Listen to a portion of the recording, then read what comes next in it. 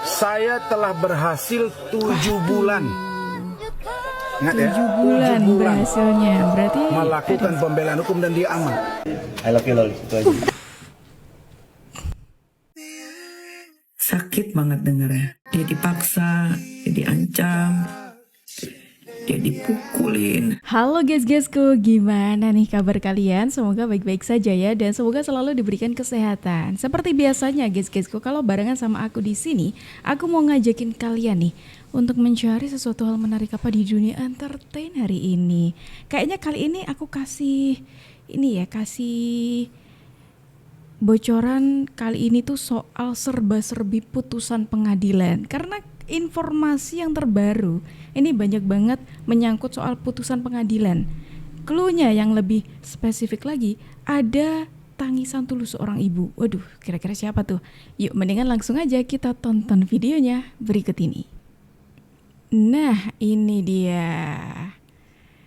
Pada akhirnya putusan pertama yang kita dengarkan informasinya yaitu soal putusannya Fadel, teman-teman.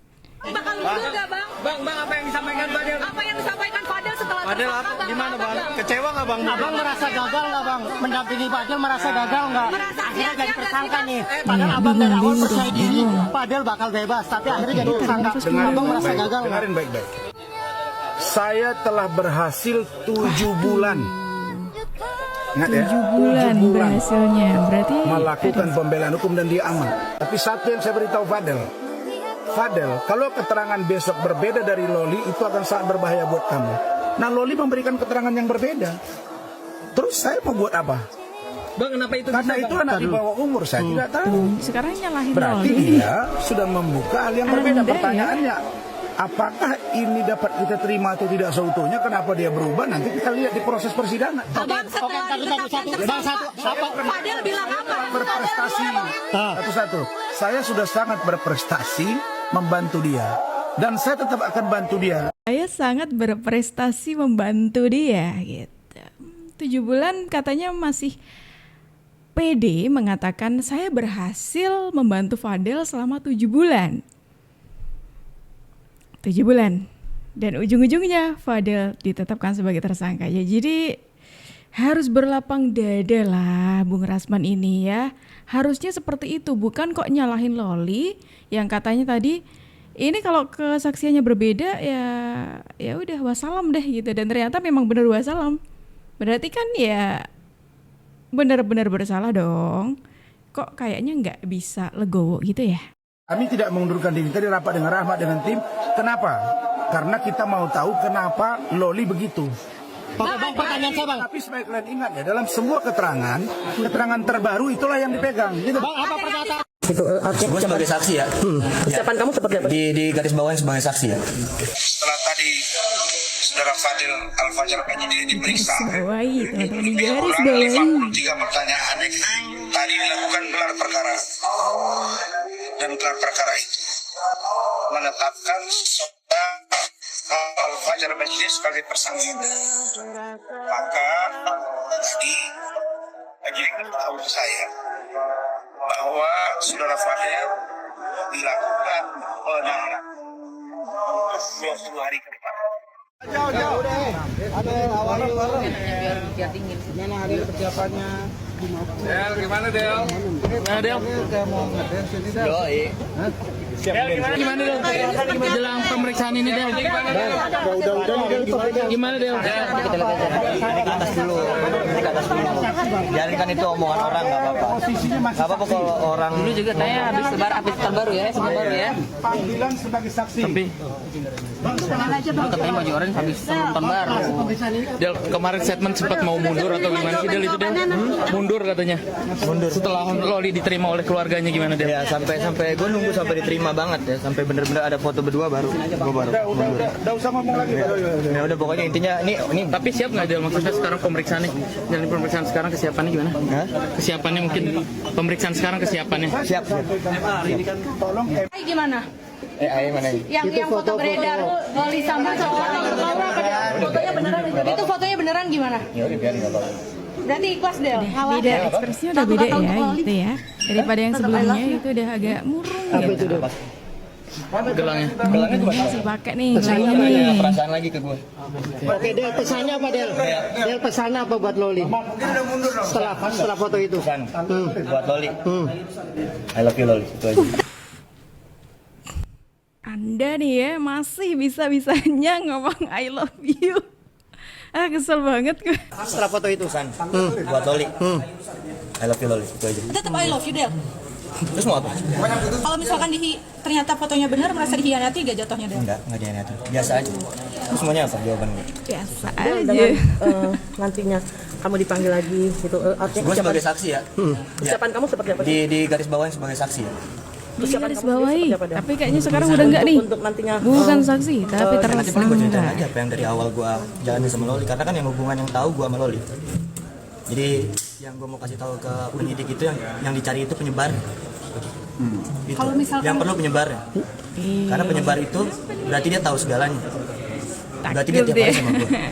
Ya kan? Kenapa takut Kalau dia ya? sampai melaporkan, sampai ngasih tahu ke publik kalau gue ini aborsi dan lain-lain, berarti dia ada di pihak gue terus, ada di sama gue terus.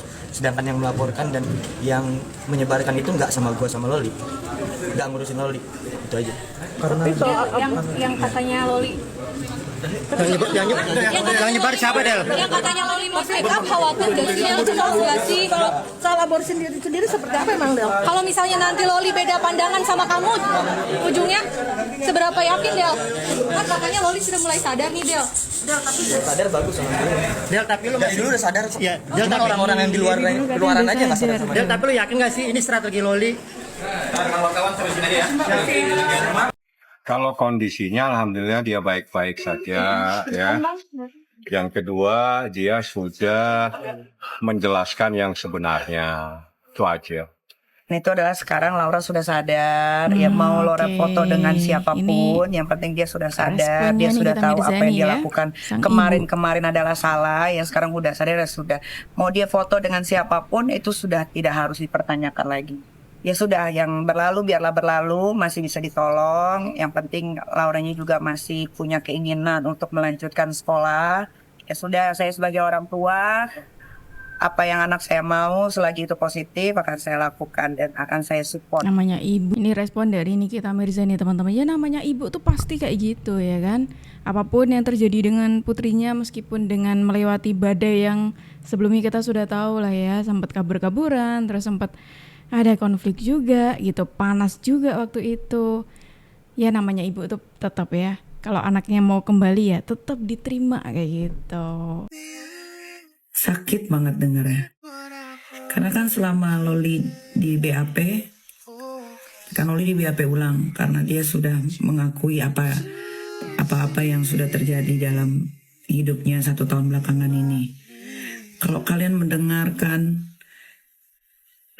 sakit guys. Gue aja sampai nggak bisa. Gue karena kan kalau Laura di BAP ini kan harus didampingi orang tua. Karena masih di bawah umur. Harus didampingi guys, nggak boleh nggak didampingi karena dia masih anak di bawah umur. Jadi apa-apa yang diomongin Laura itu saya tahu.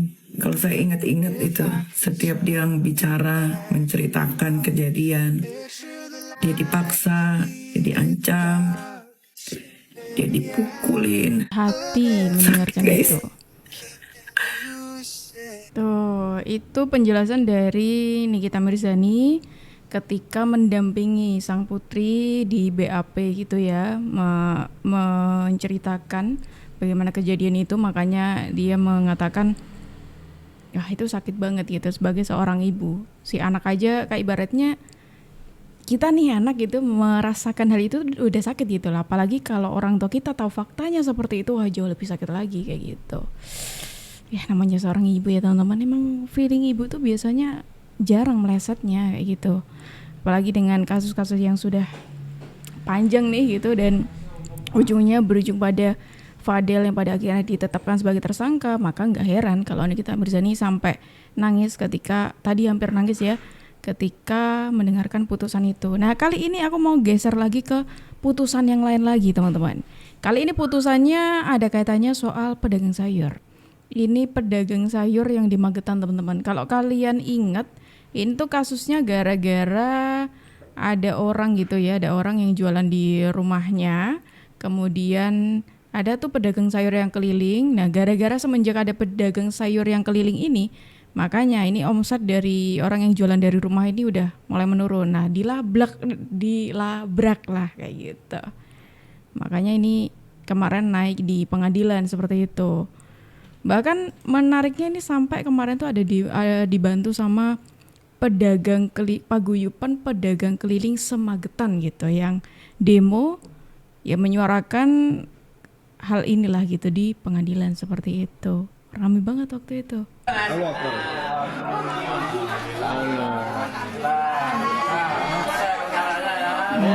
akhirnya ini ya teman-teman ya. Jadi ini ujungnya berujung damai karena dalam gugatan tersebut emang berat juga sih.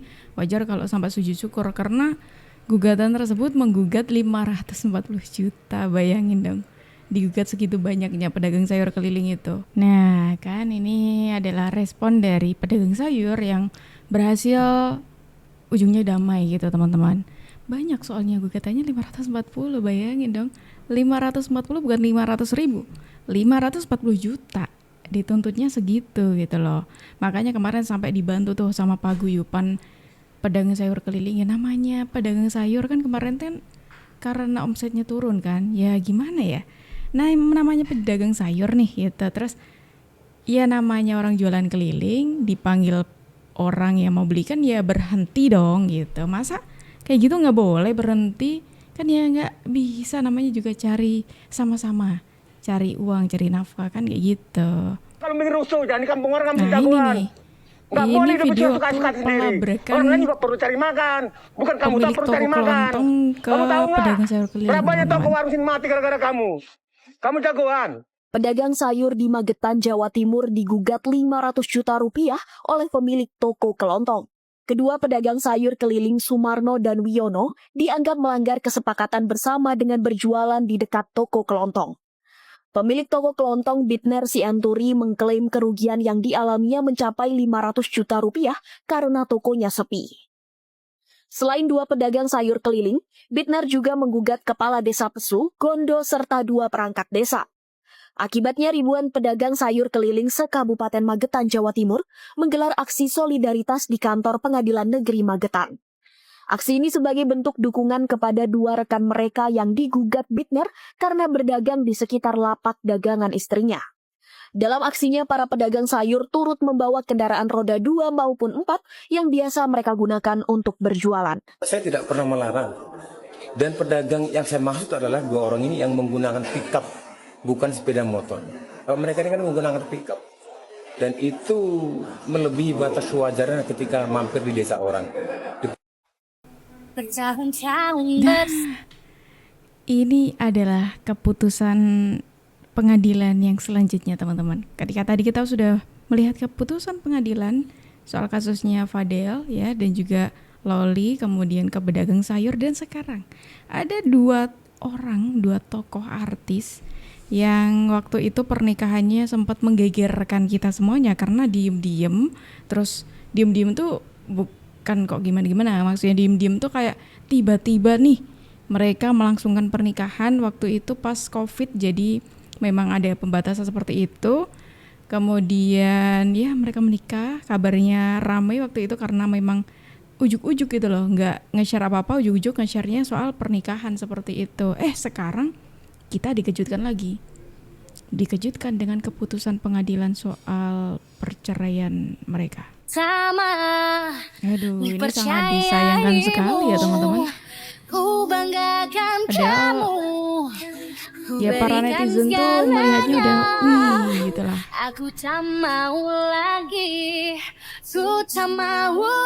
Hai, jadi benar. Ibu yang satu ini sudah dipecat oleh PT Timah. Serius, selamat buat PT Timah. Kalian sudah melakukan tindakan yang tepat walaupun terlambat. Kenapa? Perhatiin deh, VT-VT yang bersangkutan ini kontennya banyak dilakukan di gedung tempat dia bekerja. Entah di meja kerjanya, entah di ruang kantornya, entah sambil duduk ngomong, atau berdiri joget-joget. lengkap lagi dengan seragamnya Wih, yang ada seragamnya. logonya. Menurut saya agak terlambat sih, karena konten-konten yang lain-lainnya juga tidak layak dilakukan oleh seorang pegawai BUMN dengan core values akhlak. Coba dipikir, apakah itu betul-betul sudah sesuai dengan arti akhlak? Amanahkah dia melakukan seperti ini? Lalu apakah kompeten?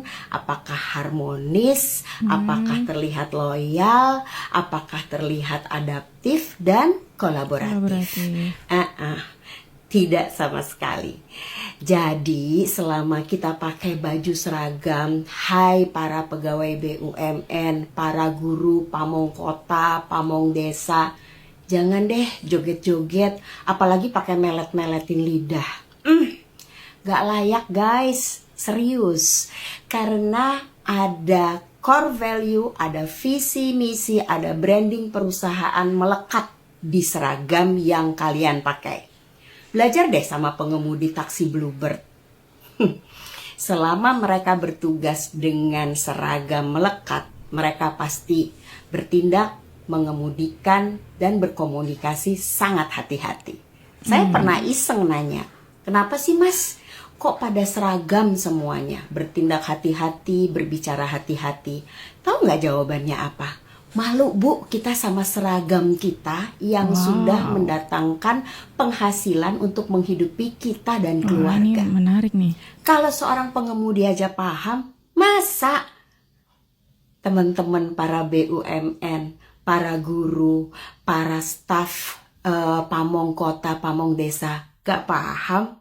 Oh, ini menarik nih teman-teman. Jadi kemarin itu memang ada yang sempat viral soal salah satu pegawainya dari PT Timah ya, karyawannya. Karena videonya itu mengajak para honorer lah seperti itu. Terus kemudian dapat tindakan tegas dari PT Timah. PT Timah beserta orang yang bersangkutan ini meminta maaf di publik. Kemudian dapat kabar kalau beliau ini dipecat pada akhirnya. Tapi setelah dipecat nih, menariknya adalah beliau tidak kapok. Terus mengejek ya, membuat konten dengan cara seperti itulah. Dan ini menurutku pesan yang bagus banget ya. Jadi pesan untuk siapapun itu, nggak cuma karyawan PT Timah aja, tapi semuanya yang kalau kerja pakai seragam ya berhati-hati, karena etikamu itu juga bisa jadi mencoret tempat kerjamu juga seperti itu. Menarik nih. Gimana kalau menurut pendapat dari kalian semuanya? Yuk langsung aja tulis pendapat kalian di kolom di bawah. Dan terima kasih untuk teman-temanku semuanya sudah menemani aku dari awal sampai akhir. Aku Jub pamit undur diri. Sampai jumpa dan terima kasih.